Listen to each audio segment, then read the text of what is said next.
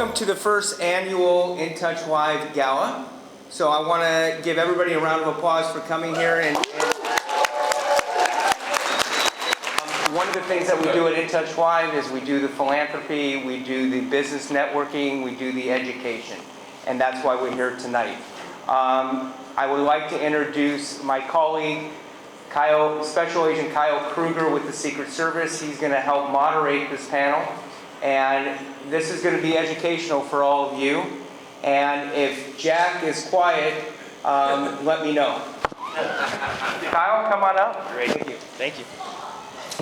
First and foremost, thank you, InTouch, for having us here. The idea behind the panel discussion today is to impart some ideas or experience that we've had, so you can all take back and look for certain red flags and everything back when you're looking through emails or text messages or receiving weird phony phone calls. As Jason mentioned, my name is Kyle Kruger. I'm with the Secret Service out of the Los Angeles field office. I've been there for about 5 years. Started off as a special agent, where I was focusing on cybercrime, investigating those crimes.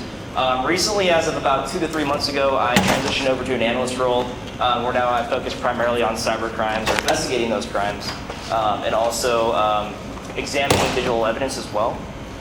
So first, we'll go ahead and start by introducing everybody on here. So, Mr. Howard, if you'd like to start. Doug Howard, to you. Jackie Chan, I'm Special Agent with the Secret Service here in LA, also part of the Cyber Squad Task Force. Jack Gray, Special Agent with the Secret Service here in Los Angeles, Cyber Squad Task Force, Digital Evidence Lab, and the Beverly Hills Police Department. My name is Eric Brown, the Special Agent with Homeland Security Investigations of I'm Mike Beasley of the DHS system. We're everything cyber, so these guys can pretend all they want. I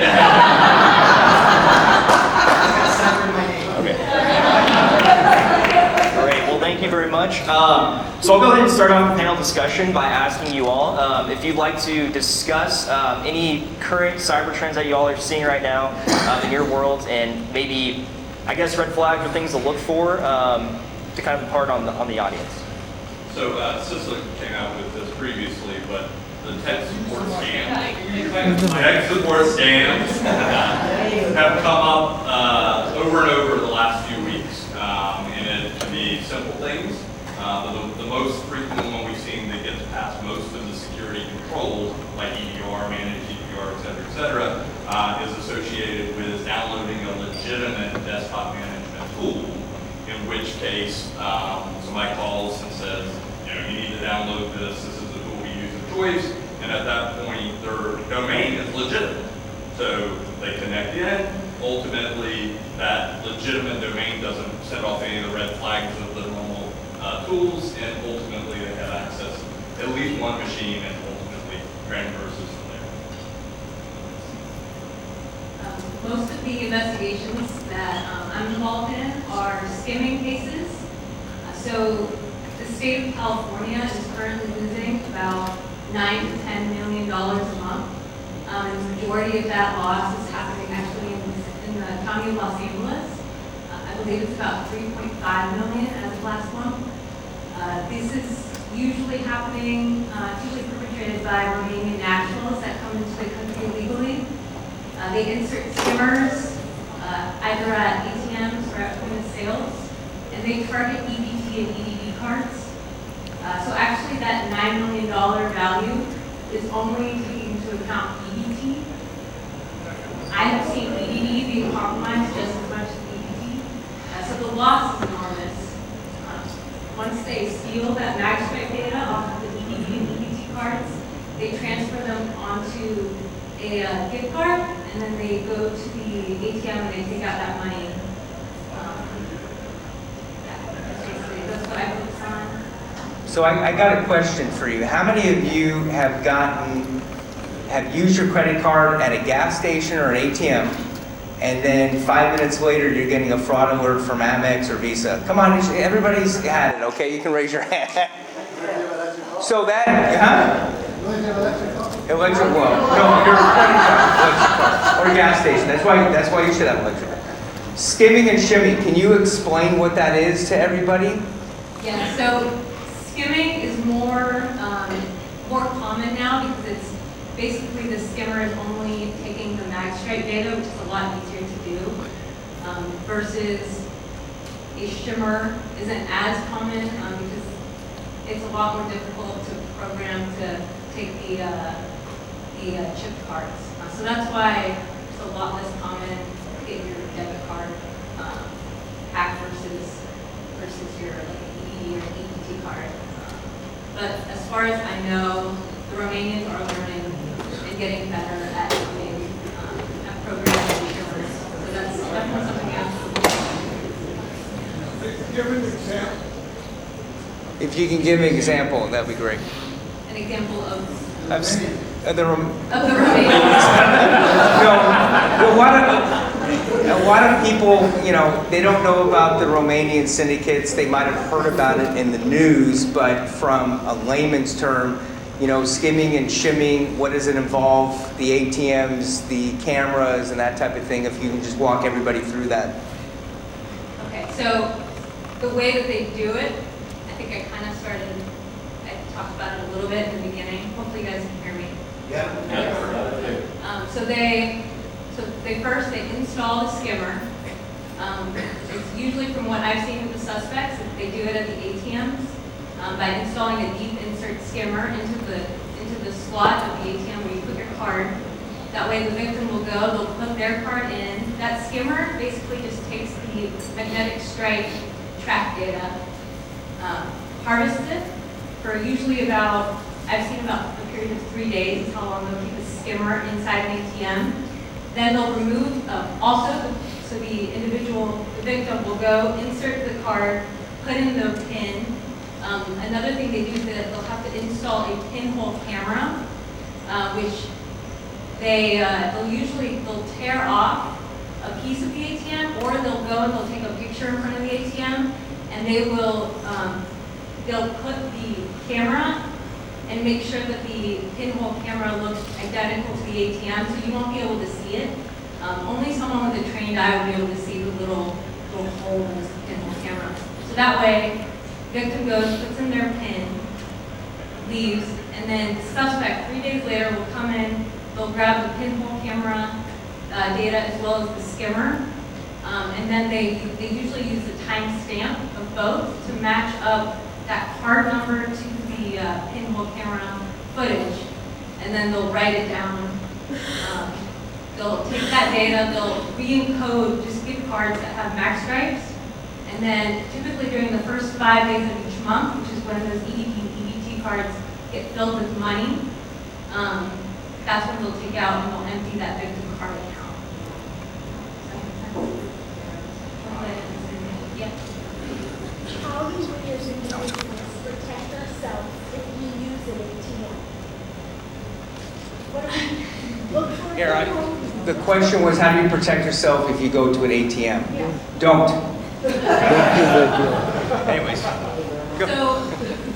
I would say if your card has a PIN, the best thing to do is just because they can't access your card without the PIN, is just protect the PIN pad would probably be the easiest thing.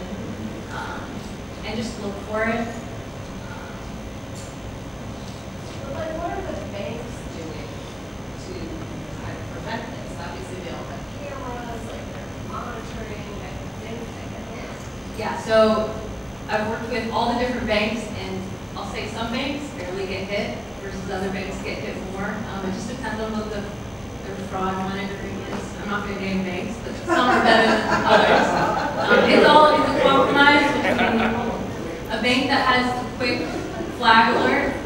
A victim might go and just kind of forget their PIN, and then they'll get locked out. So it's sort of a give and take. And does this apply to the tap payments at all? Because now we're going to move away from swiping and surfing just the tapping or card. So the tokenization, I don't have that much experience with. I'm sure someone else here has more. We have not seen it. So that the near field communications has not been reached. Same with chip. Yeah. Those are two ways you can get around, or not get around, but say try to prevent or reduce the likelihood of your card games. The other thing I was just going to mention was going inside the banks, a lot of the banks you can use your card to get inside to the bank and use an ATM in the lobby of the bank. That's another way to kind of get a little more secure. And these Romanians, they learn from each other. It is mostly, can I say that? So we arrested 3 people in February, 11 people in March, and then we arrested 2 people last week. Out of all of them, all but one were Romanian nationals. So just to give you an understanding, it really is. And the one that was a Romanian national, I think, so they're all Romanian. And they all learn from each other. It takes a long time for them to like understand the technology. So they have the mag stripe down. The chip they're learning, and I think the tap they haven't quite learned yet. So I would say that's probably the safer thing.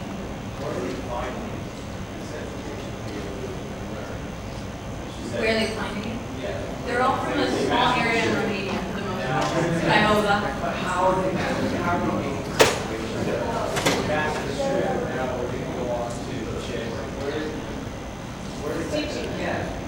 I believe the hardware, you're gonna laugh, but I believe the hardware is made in China, is that correct?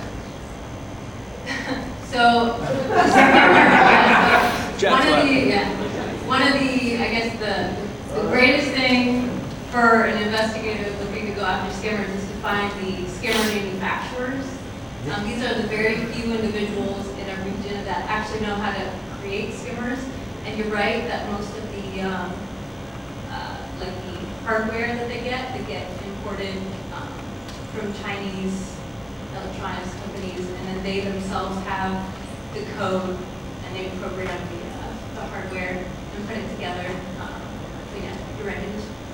So one thing is these are very large, complex, organized crime groups. These are not just a few individuals running this.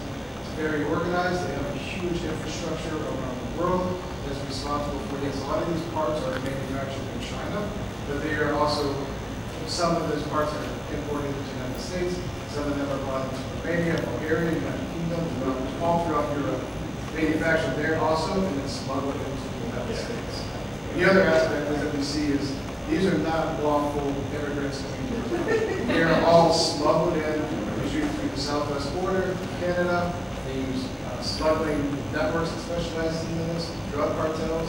Anybody they can use to leverage, they come into the United States. So this is a very complex network. They spend a ton of time on engineering these devices for work. They look at the ATM manufacturing aspects. They get parts for the ATMs to mimic, and they get all this done ahead of time, so where they can send out a skimmer component is ready to go and insert. Well, I think it's kind of important to say, tell what we're saying. All technology that's designed for a purpose and a function, and has like a white hat or a proper design purpose, can be re-engineered to be compromised. And so there are people who would design, like, that's their purpose, is to be compromised. But they generally know how it's designed and how it works to create this technology.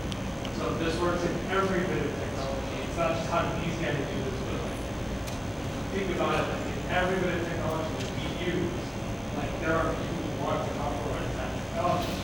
Some technology pays off more than others.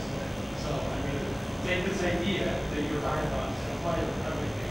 Don't get paranoid, but just understand, you gotta find security. There's secure ways to do it. That's why you guys exist, right? Is to help us be secure. So what you discussed is bringing into reference supply chain security. Yes. And that would be something for all of you and your businesses. In addition to the other aspects that I work in, are also our cyber threat intelligence. So I work with my colleague over there, and also with my Kingsley from the HSC Center. We're working also on threat intelligence that we see coming in at both regional levels, rural threat actors, national. And when we begin to talk about supply chain security, we're talking about a whole other issue of outsourcing our intellectual property or intellectual product. And what the bad guys basically capitalize on that. Jack was talking about Romania. You're having groups over there that are former Soviet bloc countries. You also have threat actors that are now working in criminal groups. They used to be intelligence officers that were engineers, and they need money. And this is something they know what they're doing. I mean, it's not, back to Matthew Broderick, for those I know to date myself, but it's not two 14-year-olds sitting in a room eating pizza, drinking Pepsi, or having a couple beers and trying to reverse engineer something. I remember back in the day, when we were doing a lot of narcotics investigations, we were coming across BlackBerry devices. And BlackBerry devices were being programmed, being used by a lot of cartels, where they were only able to receive phone calls. You couldn't make calls, you couldn't do anything, and it would give you runners. And I remember doing digital forensics and everything, that the level of encryption, what we were seeing was state levels. I don't mean like California. We're talking intelligence community groups, former Eastern Bloc, things of that nature. And I remember one case that I was working, and we had a runner,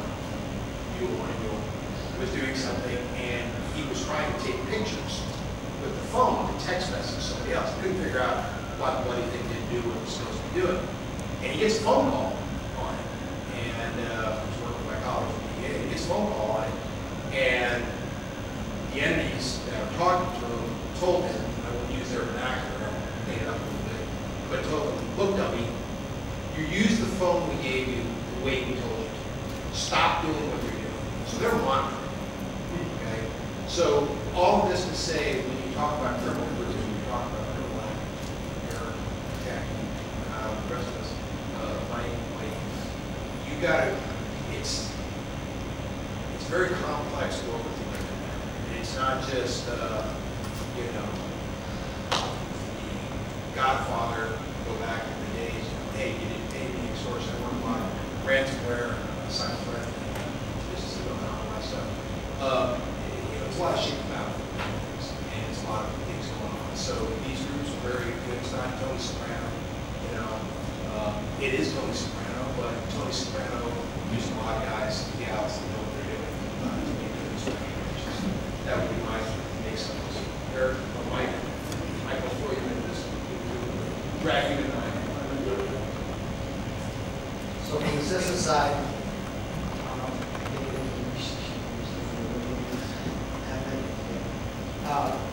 we do concentrate on our system. Can you put the microphone? Oh, no!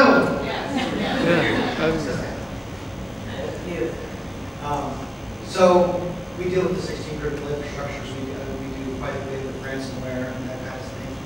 When I came to Los Angeles about a year and a half ago, it was different coming out here. So CISA, I think I saw stats from the last 10 months, we've done 850 ransomware notifications across the country.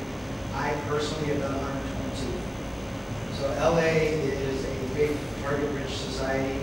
There are plenty of you who may want to get into it. So donate all the money you can tonight.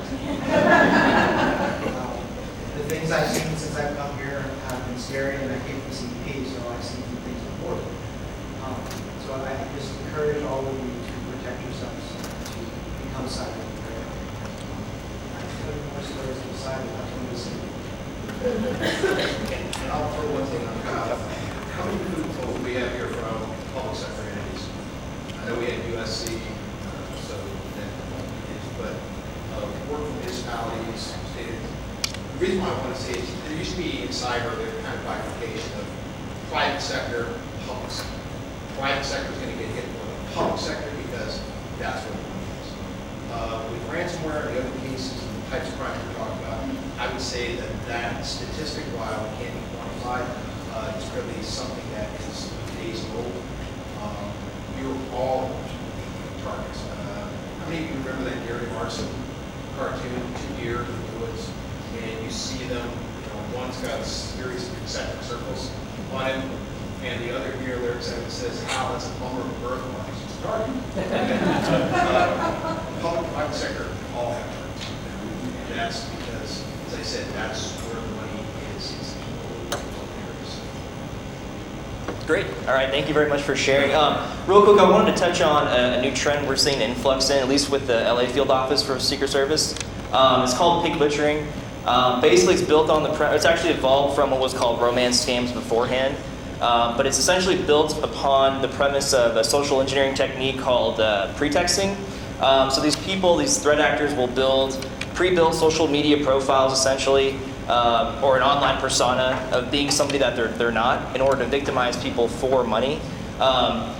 Pig butchering specifically involves investment scams, so it's usually too good to be true type investment scams, and they'll definitely target a certain group, and they'll even go to the extent of making fake apps or websites to show, oh, this is a real investment opportunity. A lot of the times it's involving cryptocurrency, so it's not the actual, I guess, idea of coins, or it could be, but also they're using payment of cryptocurrency to accept that and to victimize these people. So really quick, just want to brush upon, pig butchering, because we are seeing a lot of that in our office right now. But I want to move topics to basically signs or things that they should all look out for in terms of cybercrime. So anything with phishing emails, fake calls, are there any things any type of signs that they can look out for that's kind of like a red flag for them? Oh, this is a phishing email or something along the lines of fraudulent phone call or text message? Yeah, the only thing I would add, these guys are pretty well versed in general phishing as an organization, fortunately. That said, the one thing we have seen over the last few weeks is a lot of use of QR codes. So we've seen them be able to bypass pretty effectively most of the vendors, Proofpoints and Microsoft and so forth. So I think you'll see that tightening down as a capability across Defender and some of these other technologies, but we are seeing a lot of that getting through right now as well.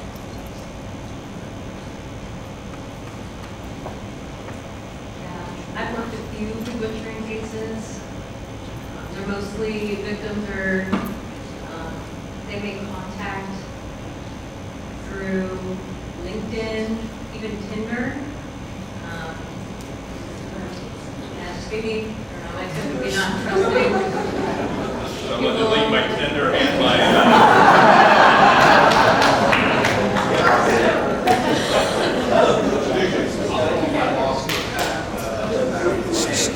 One thing that for all private sector entities I would talk about is your cybersecurity framework and porting that framework that you may have onto those third parties that work with you.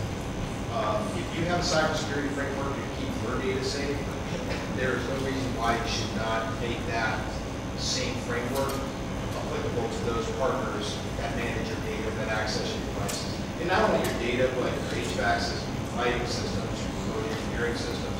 The reason being is, I apologize to all those who are members of California or other bars, I'm not to say, but you will have litigation issues.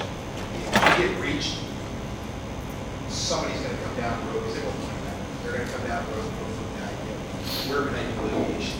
And if you did not, it's a very easy standard. What would a reasonable business do? If you have a cybersecurity framework, contractually put that onto other suppliers, other entities that you work with, and make it a holistic approach across the tapestry, rather than just kind of a checkerboard type of approach. One thing I was going to bring up that we're seeing, we were talking about this earlier tonight, was SMS phishing or text message phishing. That's been a large... Eric, if you can bring it closer to you. Yeah. There you go. It's been a large trend. There's been some recent articles about the United States Postal Service. There's a huge trend of text messages going out for package tracking. There's been some research of how people respond to text messages. And, compared to email phishing, people don't trust email. The text messages, people really still trust text messages. And there's an urgency when you get a text, you want to look at it, and you want to respond to it. What we're seeing is some of these text messages are not some random crazy email address like they used to be. They're legitimate phone numbers being used to send those text messages. I've gotten 3 in the last 3 weeks saying you have a package somewhere and you just need to complete your. I haven't clicked on it, but I'm getting these texts are they going to stop? I'm getting. The other issue with text messaging is, unlike email, where there's a lot of filtering, a lot of rules built into that, there's not a lot of filtering built into your text messages. And the carriers are, somewhat responsible. We're trying to work with the phone carriers. Then what we can do to stop that, but right now it's a big vulnerability, especially on the social engineering side. And even with the big butchering, that's been an avenue where it's called a random text. Just really just to generate a conversation with some random person. You get them talking, and all of a sudden, now we're talking about the latest cryptocurrency investments, talking to people that invest in cryptocurrency. You guys laugh, but it's really fruitful, and it works for them. So I had one and I got, like, call this number, you had this money taken out of your account, whatever, blah, blah, blah. So I called the number and he's like, you need to download this and you need to get into this and we're going to fix this. And I said, I'm not doing that. He's like, it's the only way to fix this. Like, I work in cybersecurity.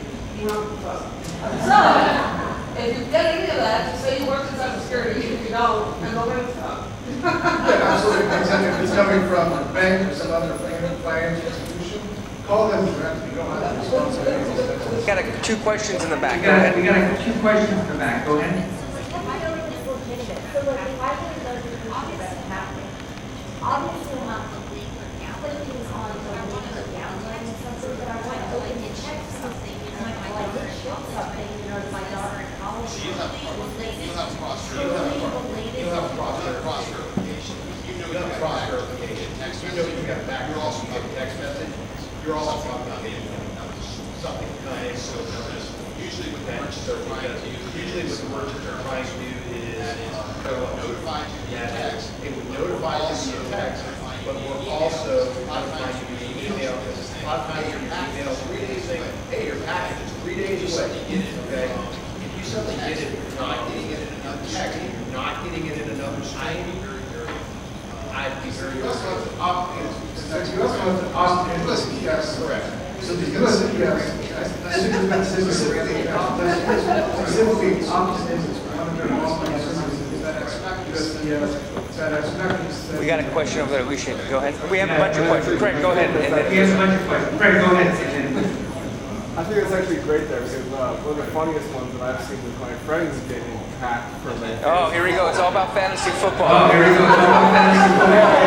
It didn't come through both text and email, but through that text, somehow they got an email login and started moving through the financial crimes from there. So even seeing the way they're less, like maybe less emotional or mental state through a fantasy football trade offer can still be. But I think the one thing to remember, is most of these larger companies should have real telephones over the world, right? Have real pick up the telephone, pick up the telephone, like the example you use, like the example you use. I kept getting text. It was a local shipper. 3 days later, it shows up. It's like 3 days later, I've been calling you for like 3 days. Like I've been calling you for 3 days. We should go ahead. Question? We should go ahead. Question. Are you talking about AI? Text messaging? I think generational scale. At the end of this, my mother, God bless her, she's in the audience right now. I say anything that you get, just call me and don't click before you do anything. Don't click.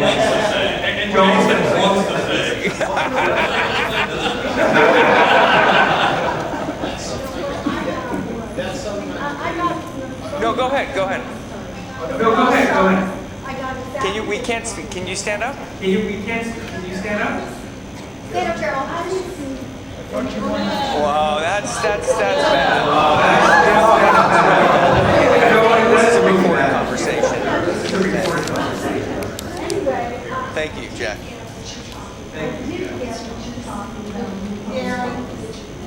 Darren, and the telephone number,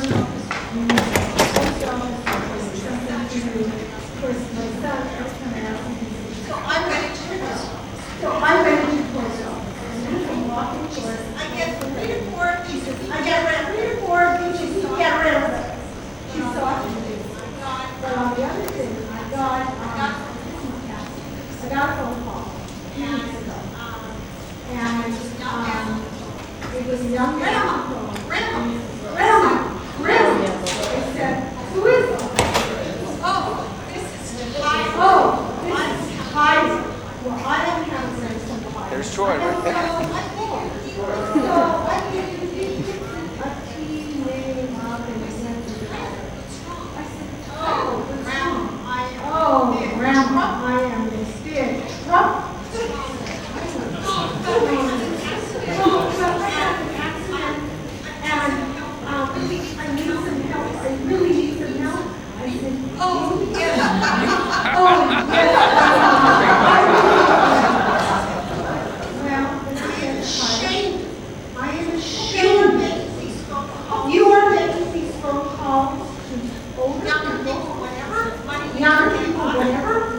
should get out of it.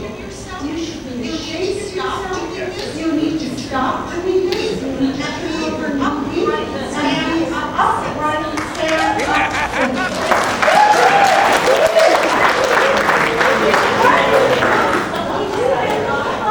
Get a better provide.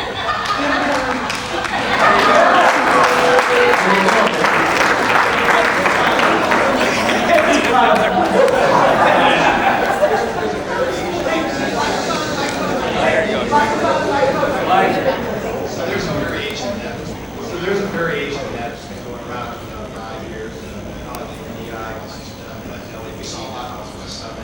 We saw a lot of the West Side incidents. We were getting calls like candidates. You have very is this someone's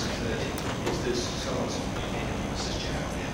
Jack, this is Jack. His daughter. Jack, you have 2 daughters. They are excellent. And they are excellent. You're just get down. Just get down. You're in the car, and then girls just tell you. And then they'll tell you, we just cut off your right hand. Now, depending on how it is, a lot of these are organized crime groups. But again, it is our side social engineering. It's our side social engineering. It's create trust, fear, or level of trust. Process. Right, you process. Thinking about who is this now? You got the problem you've lost, and now you've lost the initial thing. Because you're no longer controlling it, and they're forcing you into something. Again, go back to yours, and sometimes time, sometimes it's SIM card takeovers, so you have to do another area. Yeah, I do it sometimes. But I never do it. So when you don't want to hold you stress. So if you, my advice, and for my colleagues as well, but if you're getting anything from, first of all, the number you're going to be seeing coming up, if it doesn't match something in your,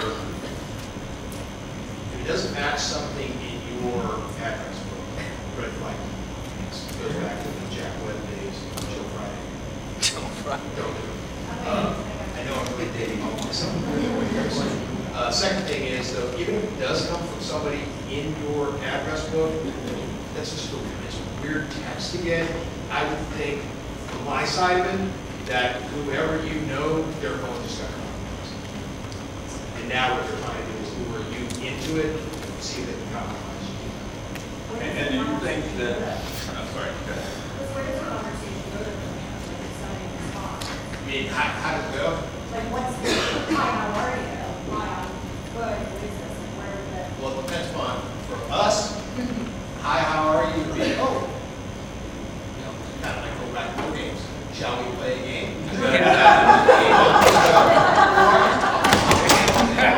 Okay. If it was your side of the fence, I would just, or if because what's happening is you're starting to go into that area where you may suddenly go down the slippery slope very quickly, whereas us on our side, it's the slope that's really gets to the, we have the ability to figure out, all right, this is fraud, this is it. For you and your side, now you're talking about compromise. The one thing I would say real quick is, please report these incidents. Yes. One, on both Android and Apple devices, they do have features to report shopping messages. The other thing is to report that through the Federal Trade Commission, FTC.gov, and also through the Internet Crimes Complaint Center, IC3.gov. We use those databases all the time to match up incidents and grow our investigation. So one thing I'd say real quick around this topic is a lot of those people report these at IC3, FTC, they never hear anything back until we call them a year later. Right. And so just because you submit something, don't be discouraged because you don't hear back. There's millions of these that get submitted, but it could be the real crucial key that we need to link out our case, make it bigger, and then eventually somebody will call you or come back and go and ask you about it. You should probably also report it if you're in a company, report it to your IT folks, because it could be the first step in social engineering attack, which would be a precursor to ransomware or help us attack, something like that. So We have a question right here, and then we'll go around. Go ahead, David. Hi, guys. Question. I know you guys are with the government. I'm going to flip it a little bit on you guys about cybercrime. What is the government doing about the border as far as with the cartel, as far as the Loa and the Guadalajara cartel. And why is the price of avocado so high? I know the answer. I'm gonna let you guys have it.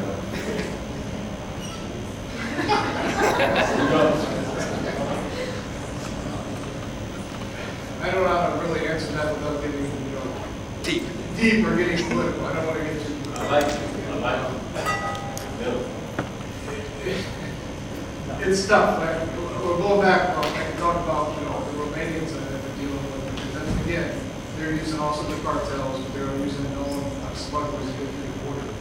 It's difficult because not only do we have the smuggling routes, but also once they're here, they pretty much have the ability to getting them out of the country. I don't know what else I can kind of say. Do you have anything specific to talk or anyway? Well, I'll let you guys know, because they're in the cocaine business, we know that. You guys know that, right? But they're also they got rid of the ranchers in both those cities. So they're in the avocado business. So now they're transporting their stuff through avocado. Yes, sir. Okay. Who else has a question? And it's an avocado. Go ahead. Go on. Next to Chip right there. Have you seen an increase in generative AI scams where people are spoofing someone's voices or spoofing their likeness?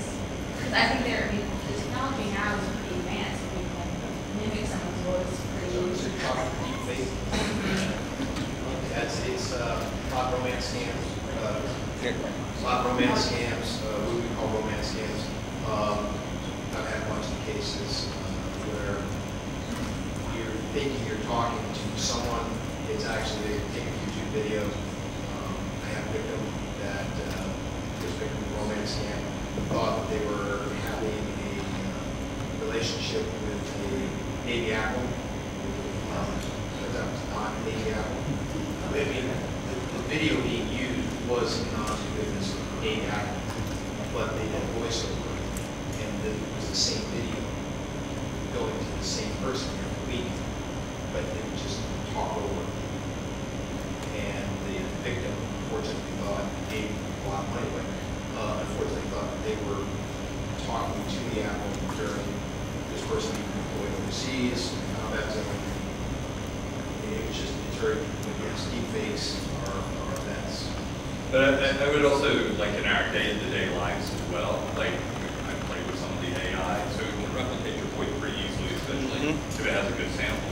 Now imagine that we leave this conference tonight and I call Frank, right, our CFO, and say, well, he presumes it's me because he hears my voice, give me my telephone number, whatever it may be, the hotel, and say, hey, Jason short $5,000, please send it over, if you can right now. Things of that sort are the ones where we see tech support, where we see wire transfers, different things like that, and eventually probably get the power with AI, Zoom, and those types of things as well. I mean, we already see that those types of things with agreements. Yeah, I think, would you agree on safe words with your family if on the AI side? Like that's what we have. So we have a safe word, like if they, I think Troy just left the room, but like Troy, I hear Troy's voice, oh, I'm in an accident, I need money, blah, blah, whatever it is. I just say, okay, Troy, tell me your safe word. And the bad guy's gone. It's gone. Or you hang up and call him back and so forth. Kevin, go ahead. So we're going into data theft, or we're very close to it. In this kind of conversation, so I was going to say this question. I know in New York we talked on the incident explaining how ransomware has kind of been the private passion or their go-to kind of primary source of income, but we're starting to see it shift to data theft. So the idea of being proactive to data theft, like what are safe words are really, what are some related, what are business related, what are some proactive steps we can do, or maybe the reactive steps we can do, where we can come to realize that data theft, like, good hackers come at us, looking for these data theft, what are some of the precursors we can be looking for? Yeah, I wouldn't say the precursor as much as the response. And again, I will go back to the most simple thing.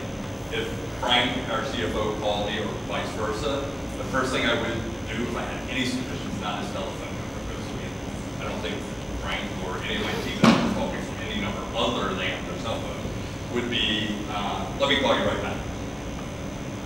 And you've killed it right then and there. So there's lots of precursor things companies can do. You know, I've seen companies even do, you know, instead of safe word, the equivalent of multi-factor authentication on passwords, right? I mean, on safe word scenarios as well. We have as clients in SOC, for example, they have to tell us. There could be 50 IT people that could call us at any given time. So you have particular words that you use for exchange. And by the way, it should be bi-directional too, as well.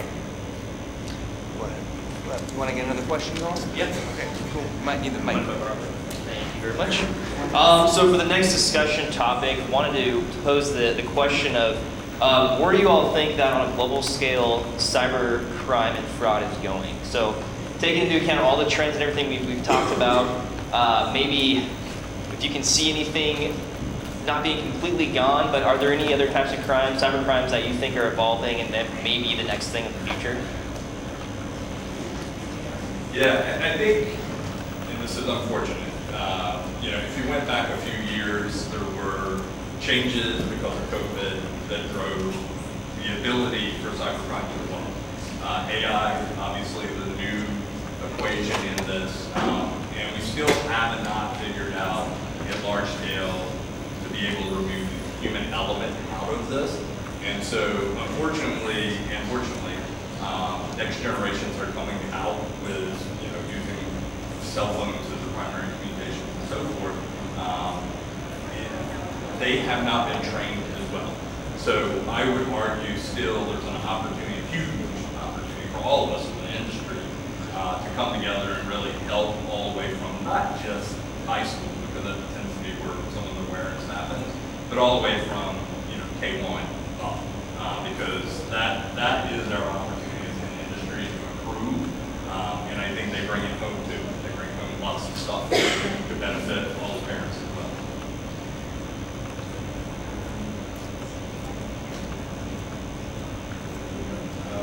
Mine would be, I think, where I sit,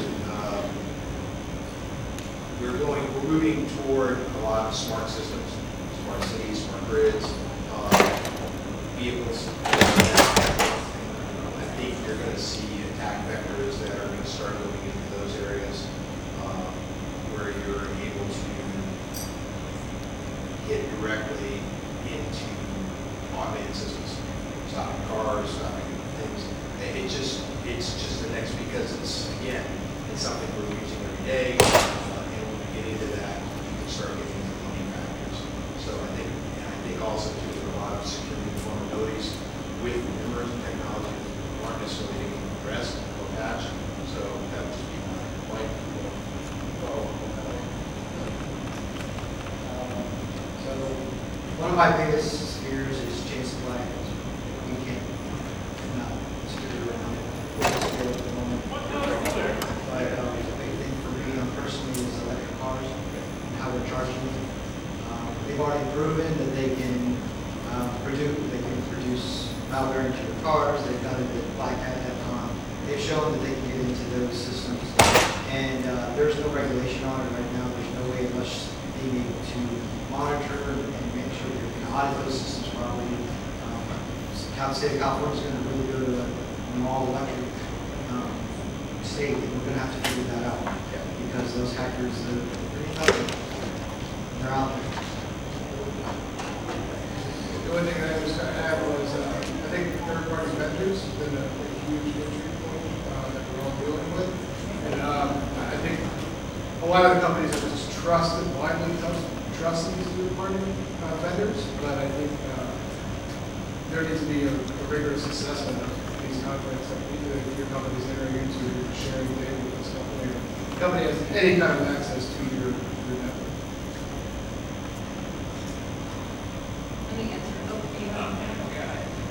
Oh, yeah, I do have a general question.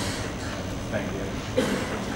DJ Marlowe with Elvis here. First off, thank you guys for all of your time tonight. So when we were losing, probably in 2020, maybe $1 million multiple millions of dollars a month to, let's just say a gang like Evil Corp, Russian-based hacking syndicate.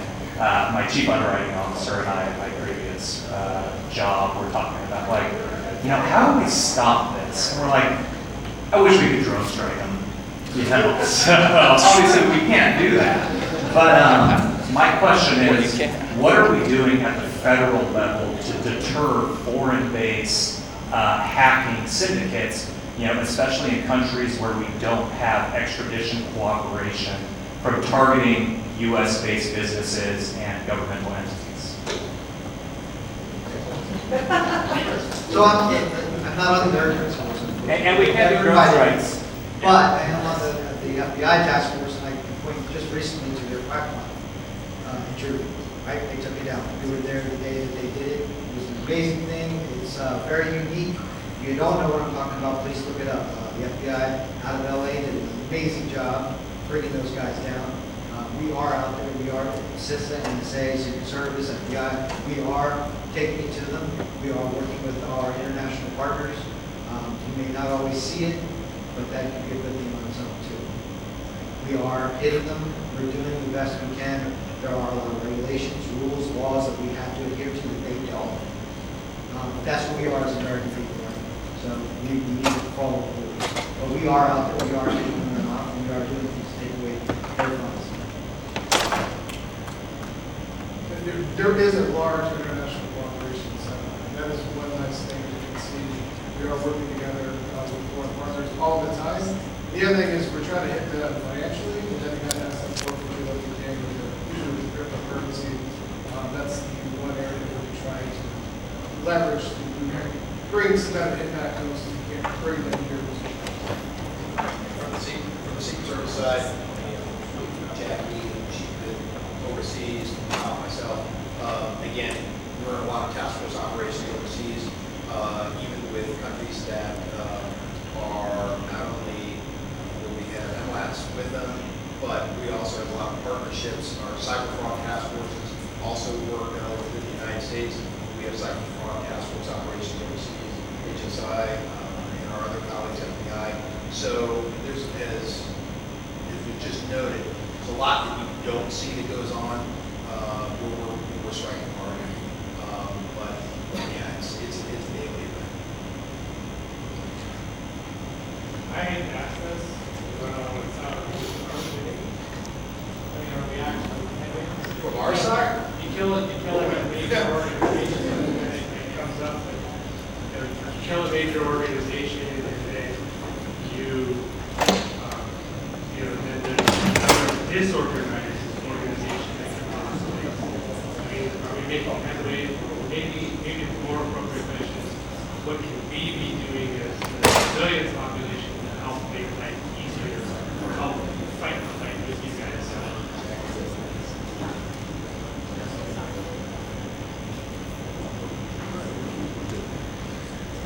Sorry, I know that's a terrible question. Oh, go ahead. Back there. What about the electric car issue? Are you saying that you can't actually hack the car and get access to personal information out of the car, or? I'm sorry, say what? Yeah, what is the issue with electric cars? I'm sorry. What's the issue with electric cars, and what information did a hacker? What would they do? Is it more about damaging the car, getting your personal information? What is this? So let me ask you the first question. So Mike and I in college, Mike's talking about the power of the vehicle. So you can compromise the charging station. That's a problem. So that's malware introduction. Public charging. Mostly that's. Today.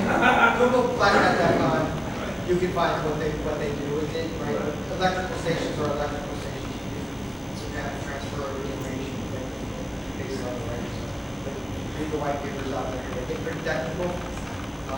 Is the fear to get your personal information out of your car, or is somebody going to steal your car? What is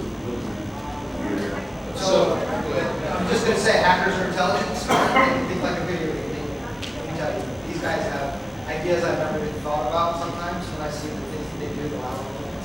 So if they can take over a car and they can introduce some malware into yours, and then we're all driving the car, right? You it just circulates down the road, PII information, being able to route cars in different directions, especially if you go to autonomous self-driving, how are we supposed to trust that one, right? And I'm not trying to spread fear here. People are on it. There is going to be an answer. It's just we need to pay attention to something that person worried about. So this isn't like so much of the current fear of where somebody thinking is it something in the future, or is it, can you put encryption on your? My fear is more on the global level than right now. Yes, it's something, actually Black Hat are doing it, right? So those individuals are doing it currently. So in addition to that, your question also had information that's contained in the vehicle. Sorry, Mike. Your question also had the question of a part of it, of data that's in the vehicle that you have. Okay, so that is present. So for instance, right now, task force operations that I'm on, we're seeing things, brute forcing into a car, very easy to do.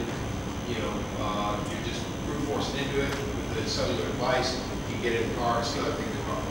If you are talking about the infotainment systems that are in the vehicles, that's gold. Okay?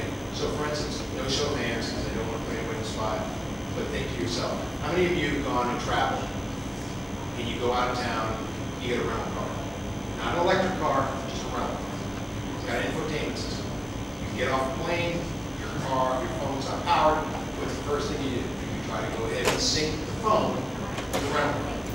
When that sync occurs, and this also applies to all your personal vehicles that you're all driving or your corporate vehicles, when you sync that device, everything that's on your phone gets ported to that car.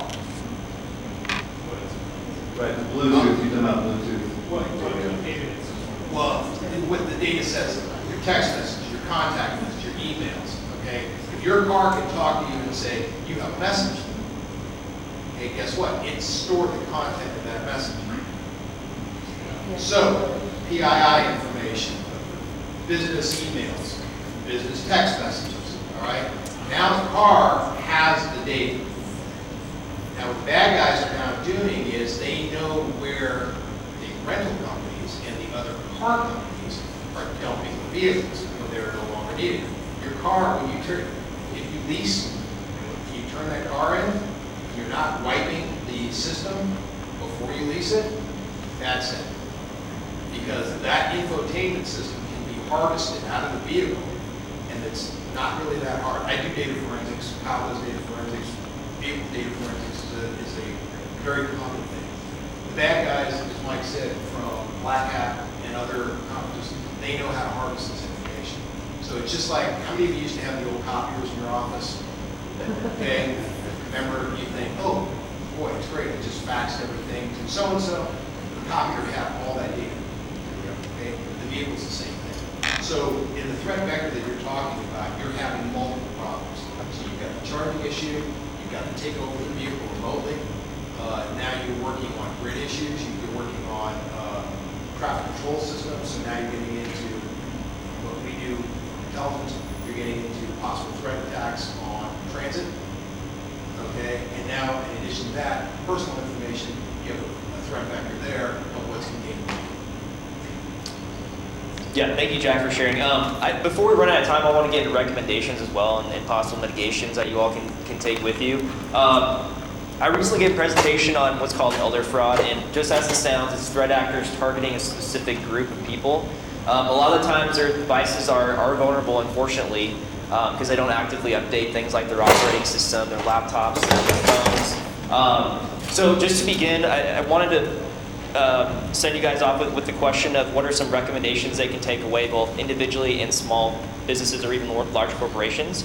But one thing I want to discuss is inconvenience, right? A lot of these things that we can implement to save us seem inconvenient. So that's the unique password that has to be 8 characters or longer and all these things, right? And it's very frustrating to having to reset it every time because you may have forgotten it, trying to add in characters here and there just to meet the standards of that password requirement. But at the end of the day, these things can really save you. Another quick thing too is multi-factor authentication. I think it was mentioned earlier. But yeah, it's another step in the process you have to take in order to authenticate yourself and maybe get into your bank account or whatever account you're getting into. But take the time. It could take a few minutes more than it needs to be, but at the end of the day, it's going to save you in the long run from getting compromised. And again, make sure that all of your operating systems are all updated. Believe it or not, a lot of the operating systems can reach end of life, meaning they aren't supported anymore. There's lots of vulnerabilities, so make sure you're always on top of those things. So want to pose that to the group as well. Are there any recommendations or mitigation steps that you can take to avoid being compromised?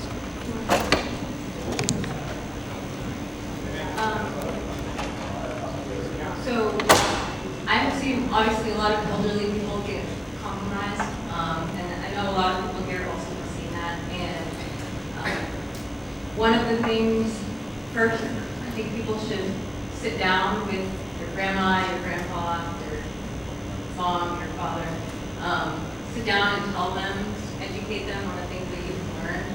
That's definitely something I've done with my older family members.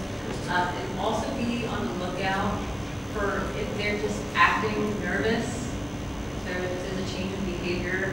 One thing that I've seen, the elderly oftentimes get told that they're interacting with law enforcement and that they're under investigation. I've seen they're under investigation for child pornography. I've seen that they're under investigation for tax evasion.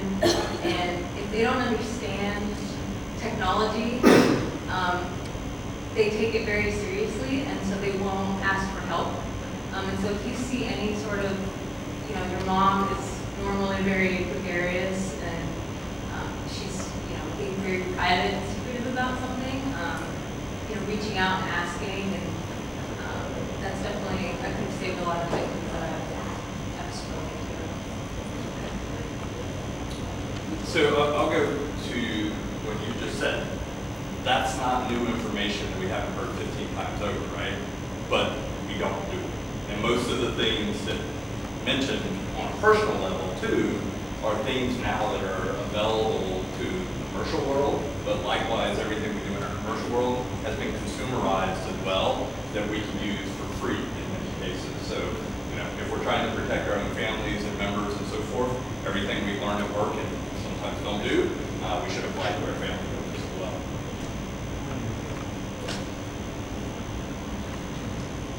I have two issues I'll bring up. One is the social engineering side is not going to go away anywhere. Again, it comes down to most times they're bringing some kind of urgency where they want a quick response. And so my recommendation was always slow it down. There's not going to be that urgency. It's usually the stressors bringing to slow it down. The other thing was like the same with that when you trust but verify. I talked about like the third-party vendors and the data breaches coming in that way, but a lot of these smaller businesses that we run into when we're doing incident response, and there's one guy, maybe full-time, maybe even a part-time guy handling the IT for the company, or maybe they have a small company that they brought in to help them with the IT. To also verify that your IT person, to bring in somebody to audit your company, your IT side, to make sure everything is going right. Because if it's just one person, they can't handle it all. It's nice to have somebody come in, audit that, find any vulnerabilities or weaknesses, so you can make that.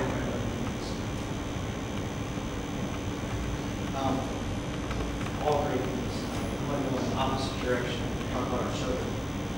I work with the LAUST, the CIO, and the assistant that just hired to make sure that the awareness of the kids are out there. I know they used to hear that some of you know got hit about a year ago. Major ransomware attack was huge. I worked with them very closely to get their IT back up and running and get them into a good spot. The one thing I want to say to everybody here is we need to talk to our children too. We don't know what they're downloading through their Xboxes, their phones, their streams. They're doing things that a lot of us really don't understand and know. And that can introduce vulnerabilities into our home. Right? That can actually hit us on the side because we don't know what they're downloading and we don't know what they're doing. So be proactive in your education with them on their cyber side so that you know what they're doing and how you can help them those intrusions. Quick question. Is it true that the FBI or the federal government will never contact you via text? Any kind of communication? Did the FBI ever send you an email? I have no reason to contact you. No, I'm just saying, but it's a general thing. I mean, I'm actually an investigator myself in private practice. people get really freaked out. Oh, we got this thing from the FBI. I think I did something online. You know, who knows what they're doing? So if you're talking about emails, yes, I contact people quite often. You do? Yes, companies, not individuals, companies, but I do cold calls all the time because we have third-party analysts and things looking at the dark web. Did an announcement this morning. We noticed something going on in some of these networks, and I don't know who they are. A lot of people out of Los Angeles, right? A lot of companies. I've done frequent cold calls, and obviously it's very difficult for companies to verify who I am. If you go to system.gov, if you do get that call, verify. I tell people all the time, do not trust anything. Don't trust me. I don't want you to trust me. You know, I don't care. You question me 100 times. I'm going to come from a .gov from my email, so that'll be the first thing you should be able to verify. But again, you can also call CISA directly and verify that I'm an employee. You can also look me up on the internet. Everybody, there's a site that tells me how much I think I need. I'm a federal employee. So you can find things to verify who I am and who I say I am. But the number one thing is, yes, we do cold calls. Because we don't know who everybody's corporate information is. For the law enforcement side, a lot of times if we're doing an investigation, we only really have one piece of evidence or one piece of information. I may have an email, I may have a text message, I may have a phone number. So I've done it, Jack has done it, Kyle, Eric. As investigators, we've all, we'll cold call people. But we always say, hey, this is who I am, this is what it is, conduct an investigation. Please verify. If you want to verify me, please do so. Here's the number from our field office. You can go ahead and call them, and then we also invite you to come down, talk to us, and we'll come out to you. I mean, there are ways that we do it, and also too, since we're all task force operators, we're usually partnered with our local counterparts. So if we make a cold call or we make a contact, we'll probably go after that person as well, and wherever they are, or even have a local PD someplace else, go ahead and say, hey, we're contacted by so-and-so from this law enforcement agency, with a local PD, we're part of that investigation. So there's verification. And a lot of times, what we've been describing here for those elder abuse cases, as Jack said, it's not just, hey, I'm with the FBI, I'm with the Secret Service, I'm with HSI, or I'm with LAPD. It's, hey, your name came up, and then they expound on it. Your identity is being used, or your identification is being used to traffic weapons, narcotics, and it's fear. Okay? When we contact you, we're not going to get into a lot of what's going on, because we really, honestly, we don't know where you are in the investigation. Good guy, bad guy, don't know. So we're kind of going at you, as you know, as an investigator, you're kind of also filling out the deal as you go along. So, so yes, we do cold. Yep. And before I forget real quick, go ahead, Jackie. I was just going to add that usually, like if I'll call victims, we won't ask for personal information over the phone. It's usually pretty general. And if I want personal information, that's usually when I'll meet the person so you can see my badge. And real quick, I just want to get this out before we have to end. Oh, yeah, go ahead. I just got a quick question. So you mentioned that you guys work with LAUSD with schools and educate them, right? What about other school districts? What about other school districts? I go to Santa Monica, Malibu Unified School District. We don't learn anything about cyber or anything. So what can we do to educate our schools? I can go to Santa Monica. I was going to say, you call me out. We've tried. Yeah, so Mike's from the CISA side, also too, for us, for our task force, we have partnerships with all the police departments here. So if you're in a school district, like I know I sit on the West Side Task Force Operations, my partner is Culver City, Santa Monica, Beverly Hills. We're all sitting in the same cubicle, okay? But we're in the same shop. So if something comes, and I know we do a lot of operations with Santa Monica, things to businesses, things like that. If it is something, go to your local police department, you can ask them, we'll come out, and we'll have you with Mike and the others before you call Mike. So yeah. If you do become victimized by cybercrime, you want to ask me? I was just going to tell the FBI cyber watch. Yeah, they're great. There's a representative back there. You can talk to her. She didn't include you into any of that. Cyber watch is an amazing FBI resource. And speaking of resources, if you become victimized by cybercrime and you want to report it, we all encourage you to report anything like a text message, fraudulent email, whatever it is. There are different resources out there, so you can contact your local police department. A lot of them have very great cyber investigation units. You can also contact and report it through ic3.gov, which was mentioned earlier. That's the FBI's self-reporting internet crime database. And a lot of the state, local, and federal agencies have access to that as well, so we can all help out. And also FCC has a reporting function as well. Anybody else have any recommendations for who to report to? Secret Service, obviously, HSI. So do your research. If you do become a victim, you can report to all of them just to make sure you cover all bases, right? Do you guys have any others that you know of? Sorry, was that a lot? Yeah, so. We're going to email. Okay. Yeah, so Kyle's going to go ahead and send me the information. I have the information. Most of the people in this room know us or know Eric's, and they contact us directly, but it's your clients, it's your communities. So Kyle's going to send it to me, and then we're going to go ahead and send it out to everybody on the post-production list. So everybody has it. And one example of what we do together is, Kenji, why don't you stand up? Kenji, we do business together. We're clients of each other. Over the summer, one of his clients was a victim of wire fraud. Kenji calls me. I call Jack. Jack goes ahead and calls the field office of Orlando, I think it was. And they went ahead and were able to track down and recoup $910,000. Okay? That's what we do. So once we give them the information to everybody else, they'll be able to go ahead and call them directly. They can still contact us because we're the liaison, but that's how it works, and they ended up becoming a client of ours. So that's the circle of life. Without Simba and Mufasa, it's a circle of life. It's a circle of life within our ecosystems, because everybody's a target and everybody's a victim. So also, too, you may have a level of trust among yourselves. You all work with each other, you know each other, your business is very related. You know each other for years. You may not, geez, who was that guy or gal that was at the presentation? You don't know. Call is to contact the partners. They're all partnered with us. Yep. So they will get them. We can continue summer that information very quickly, and it's not just going to like our duty desk or our link, whatever. It's personal stuff. Yep, that's exactly it. It's relationship. Agents, Kyle, Jackie, myself, Eric, and Mike, for the infrastructure and also transport. You're getting those calls coming directly to us, and then we'll take it from there. So don't worry about it. We'll tell you, hey, make the contact, talk to you if you have to file a police report, and we'll walk you through that. Left a little, right a little, we'll get you all the way. What do you have to do to make yourself whole? Yeah, and if you do report to multiple agencies or departments, just let us know, because we do work together a lot of the times with local, state, and federal agencies. It helps us out a lot from an investigative standpoint.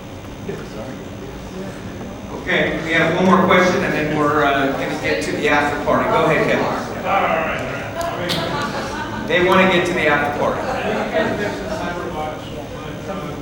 So you work for a defense contractor that we integrated with the FBI and the Air Force Office of Special Investigations to do proactive kind of monitoring.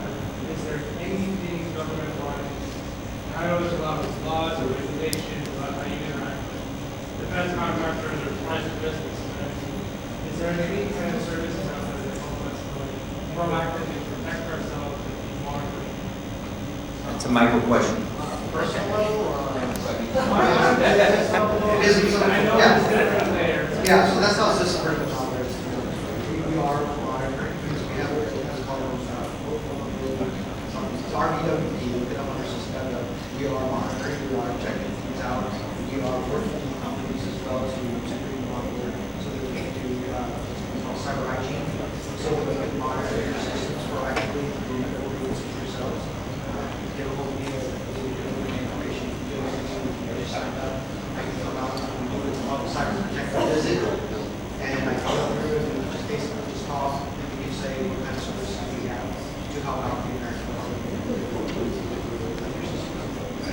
So we will go ahead and provide that on the post-production of this event, so everybody has that. Without further ado, I want to thank everybody on this panel. I mean, we